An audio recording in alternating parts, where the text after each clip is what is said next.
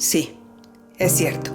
La economía ha estado inmensamente afectada desde que comenzó la pandemia. Sin embargo, este último semáforo rojo ha logrado terminar con la vida de muchos pequeños y medianos negocios que se encontraban intentando sobrevivir. Ahora, el año 2021 inicia, y en entrevista para Enlace Judío, el especialista Esdras Shabot nos habla de los nuevos desafíos que están por venir.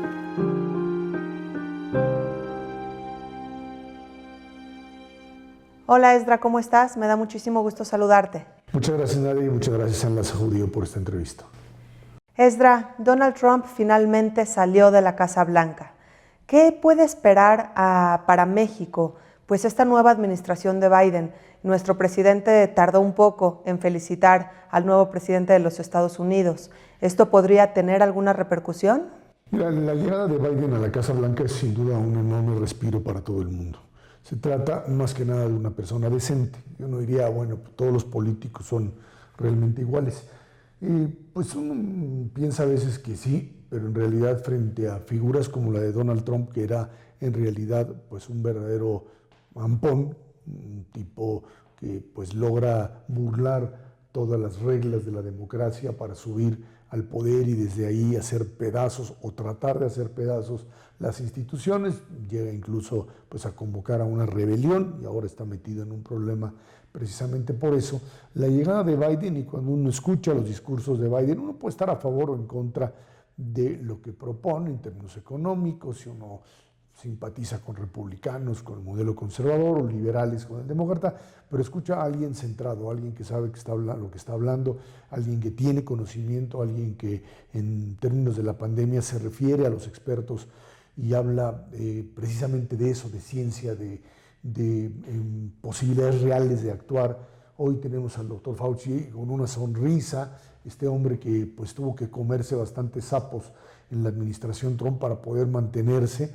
Hoy es el hombre que libremente dice lo que se puede hacer, lo que no se puede hacer, y esto nos habla de un cambio diametral hacia, me parece, una situación mucho más benéfica en general para el mundo. En el caso de México, pues había logrado establecer el presidente López Obrador una afinidad con el presidente Trump en términos de, pues yo hago de este lado lo que a mí me parece y del otro lado, pues ustedes hagan como les place. El modelo del presidente Biden es un modelo que regresa otra vez a la idea de la multilateralidad, o sea, de la globalización. De decir, señores, América Latina es en general parte de un continente que tiene que vincularse a Estados Unidos, y América del Norte, México, Estados Unidos, Canadá, forma parte de una región geopolítica que es fundamental. No la puedes separar, no puedes desconectarte de ella. En ese sentido, pues ahí hay ciertas fricciones que tendrán que resolverse en el corto plazo, porque tanto los temas de seguridad, como los temas económicos, como los temas de medio ambiente, como el tema energético fundamentalmente, pues sí van a haber diferencias importantes, más allá de las formas de si lo felicitó o no lo felicitó. Eso cuenta, porque la química entre políticos cuenta y cuenta mucho.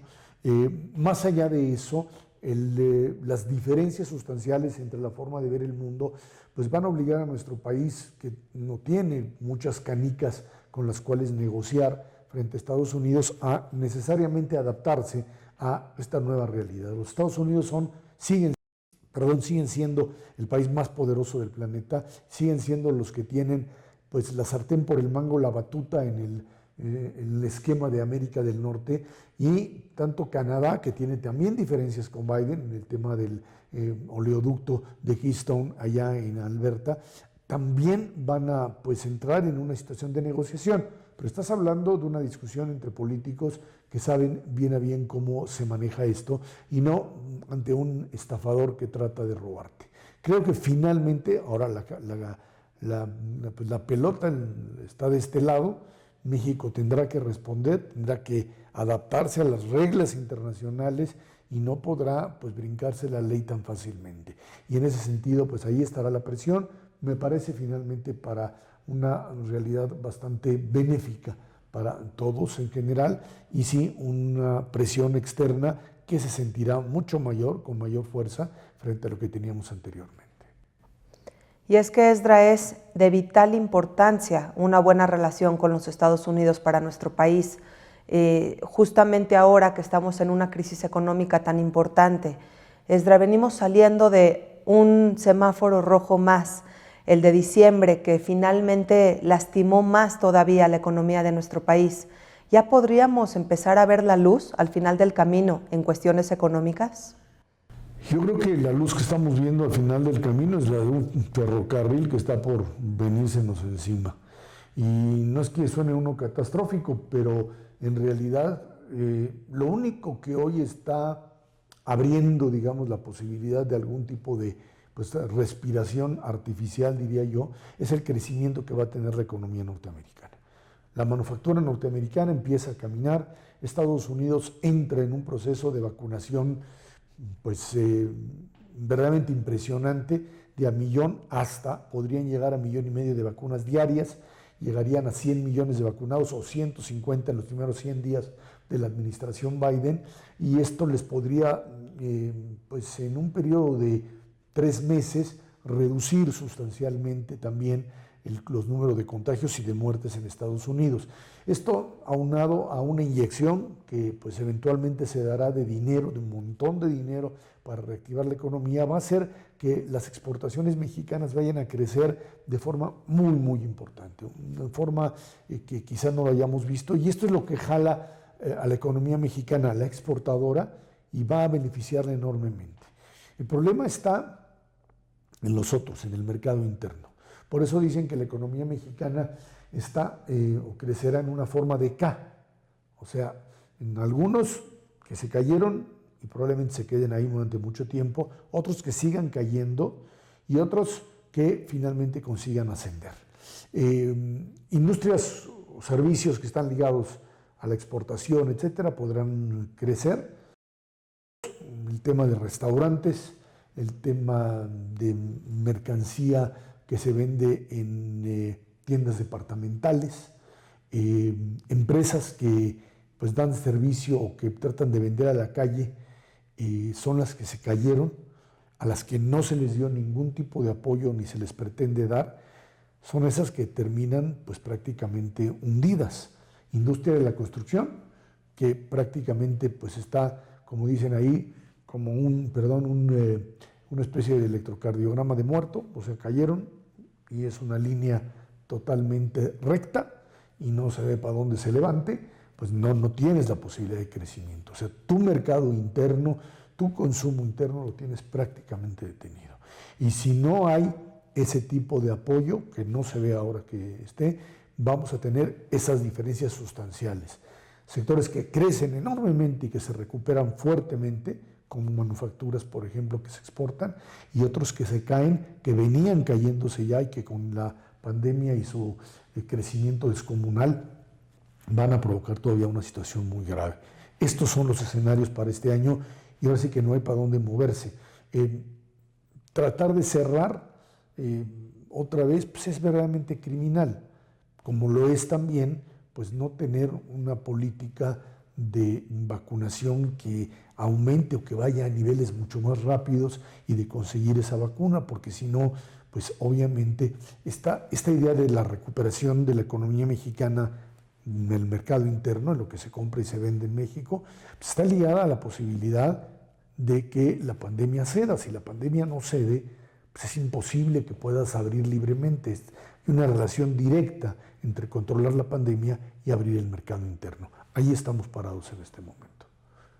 Y aunado a esta crisis económica, Esdra, tenemos la lucha por la vacuna, que se estima que tal vez en México podamos tardar 2 años en vacunar a toda la población. ¿Es esto cierto? Así es, parecería ser que lo que originalmente se hablaba de convenios, contratos, un enorme esfuerzo y que hizo la Cancillería mexicana a través de Marcelo Ebrard, un trabajo excepcional de traer, contratar las vacunas que hasta hoy se tienen como válidas, que son la de Pfizer, la de Moderna y eventualmente también algunas otras que todavía se manejan como alternativas que empiecen a funcionar. AstraZeneca, en donde México tiene apostado una gran una gran cantidad, Johnson & Johnson, que son otras que estarían también por surtirse. Esa es una parte, es la parte de qué es lo que traes al país.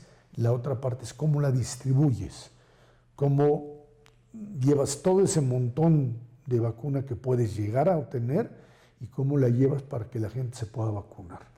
Optar de emergencia por la vacuna rusa, la Sputnik, pues me parece una situación de desesperación, porque hay que recordar que la Sputnik es una vacuna que puede ser aprobada por emergencia aquí por COFEPRIS, pero me parece que puede tener algún efecto positivo, pero no sabemos qué pasó en la fase 3 ni en la fase 2, no tenemos los estudios, por lo tanto no tiene certeza de la efectividad de la misma. Y en ese sentido, pues sí, el escenario es un escenario todavía muy difícil de prever en términos de la velocidad de la vacunación, de la calidad misma de la vacunación y del sistema del mismo que se vaya desarrollando, porque pues no hay una facilidad muy grande para hacerlo. El gobierno autorizó ya a gobiernos estatales y a iniciativa privada a traer vacunas. El problema es que como son vacunas de emergencia, estas solamente se surten a los grandes gobiernos, o sea, los gobiernos centrales, vaya.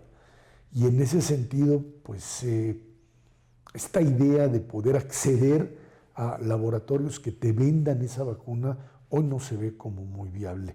Y en ese sentido sí, países que no estén en la primera línea, que no hayan adquirido, como por ejemplo hizo Israel, adquirir la cantidad de vacunas de Pfizer, de Moderna, meterlas, utilizar tu sistema de salud bien organizado y detectar quién y quiénes lo podían recibir. Te hizo, es cierto, es un país chico, pero te hizo que pudieses vacunar prácticamente a la mitad de la población en un periodo relativamente corto. No es el escenario que tenemos en México. Desafortunadamente. Esdra, un tema del que nunca hemos platicado es el tema de los niños y adolescentes que ya están por cumplir un año tomando clases por Zoom. ¿Qué repercusiones crees que tenga esto a nivel educativo? Mira, esto puede sonar, pues a lo mejor no tan importante, pero la verdad es que hay dos elementos que hay que tomar en cuenta. La educación no personalizada, la educación vía tecnológica, es un apoyo, siempre lo ha sido. O sea, desde que se inventa este modelo de computadoras internet en donde tú puedes lanzar una imagen y a través de la imagen y la voz reproducir, llevar conocimiento, te sirve como un elemento de apoyo.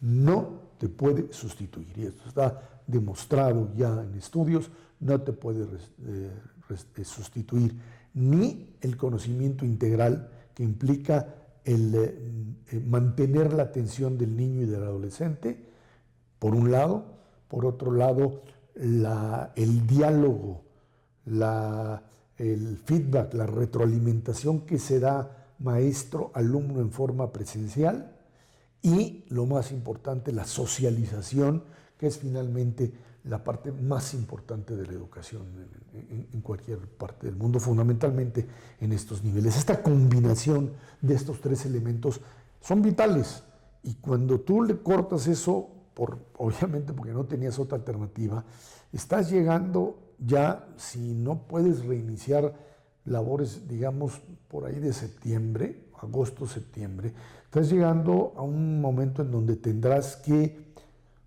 volver a plantearte qué haces con niños y adolescentes en donde tanto su problema emocional como su problema de convivencia, como el tema de los conocimientos que tú asumes lo obtuvo de un grado a otro, te vas a encontrar con que en un momento determinado, a lo mejor el tema emocional lo puedes eventualmente resolver, a lo mejor el tema propio de una retroalimentación puedes tener en algún tipo de presencia de un maestro que pueda rápidamente empezar a actuar, pero también el tema de conocimientos que se van quedando atrás y que pues llevan un proceso de lo que se llama enseñanza-aprendizaje, se te va a atorar y vas a llegar a niveles de secundaria, preparatoria, en donde vas a querer pues enseñar todo en un momento. Es un poco lo que nos sucedía o nos sucede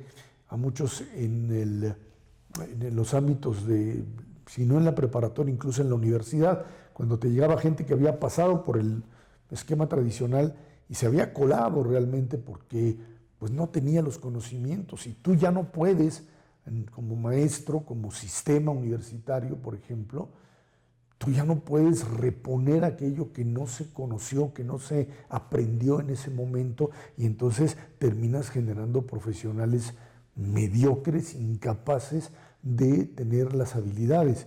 Hay quien lo puede hacer, hay gente excepcional que fue un desastre siendo alumno, por supuesto, en las escuelas y termina siendo un genio y un gran profesionista, no lo descarto, pero no es la generalidad. Y esto es uno de los graves problemas que habrá que enfrentar a partir de los próximos meses. Así es, si hay algo que ha tenido esta pandemia es que ha tenido gran repercusión en temas de salud, en temas económicos y por supuesto también en educación.